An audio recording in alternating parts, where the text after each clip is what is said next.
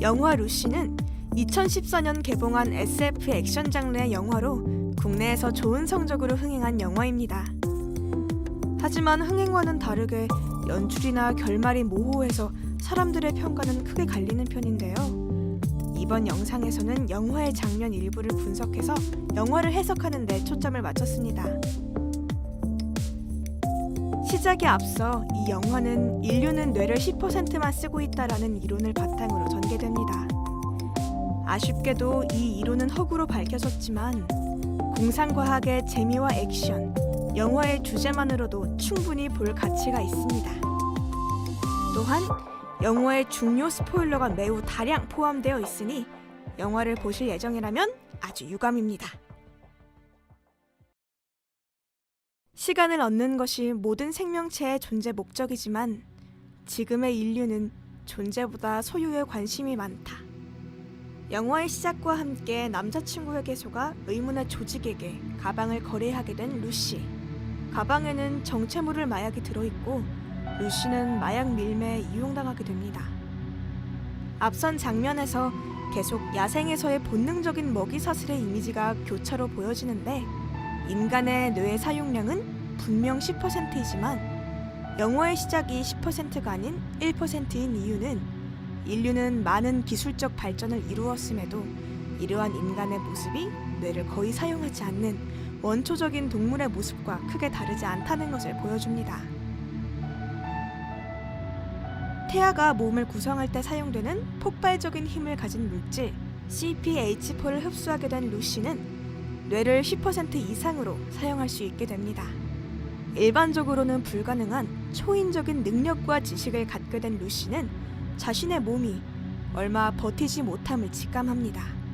곧이어 루시는 뇌과학을 연구하는 노먼 박사를 찾아 연락한 뒤 본인의 힘을 어떻게 사용해야 할지 물어보게 됩니다. 노먼 박사는 루시에게 생명체의 목적은 배움의 전달이니 서로가 아는 것을 전달해 줄 것을 제안합니다. 박사를 만나기 위해 비행기를 탄 루시.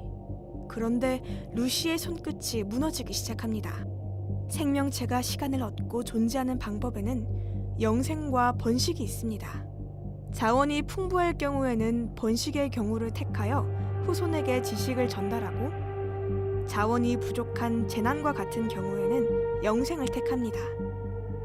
CPH4를 제공받지 못한 루시의 세포들은 세포 하나하나가 영생을 선택해 전체적인 루시의 형태는 무너지게 되는 것입니다. 결국 루시는 다시 다급하게 CPH4를 섭취해 형태를 유지하는 선택을 합니다. 나머지 CPH4를 흡수하고 뇌의 90%를 사용할 수 있게 된 루시는 공간을 정의하고 시간을 정의합니다. 과거로 되돌아가며 만나게 된 유인원. The first ever woman was named Lucy. Is that supposed to make me feel better? Yeah. No. 영화 초반에 언급되는 최초의 인류 루시입니다. 최초의 인류 루시와 최초의 초인류 루시의 손이 맞닿으며 루시의 뇌 사용량은 100%를 향해 갑니다.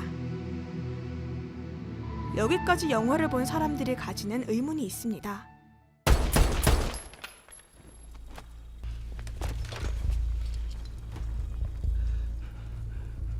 인연 어디 갔어? 어디 갔냐고! 그래서 루시는 USB가 되었을까요? 루시는 말 그대로 어디에나 존재하게 되었습니다. 다만 공간적인 개념뿐만이 아닌 시간적인 개념의 모든 곳에 존재하게 되었습니다. 생명체는 살아가는 시간을 얻는 것이 존재 목적이었으니 결론적으로는 영생을 얻은 것으로 볼 수도 있지만 더 이상 루시라는 존재는 이 시간에 관찰 가능한 방법으로 남아있지 않습니다. 하지만 루시가 남긴 USB는 루시가 가진 지식을 인류가 읽을 수 있는 방법을 통해 번식이라는 생명체의 목적을 완수한 것입니다. 영화는 내내 여러분에게 생명체로서의 본질을 잊지 말라고 말합니다. 영생이나 번식을 선택하라는 소리가 아니라 배움, 삶을 실천하라는 것입니다.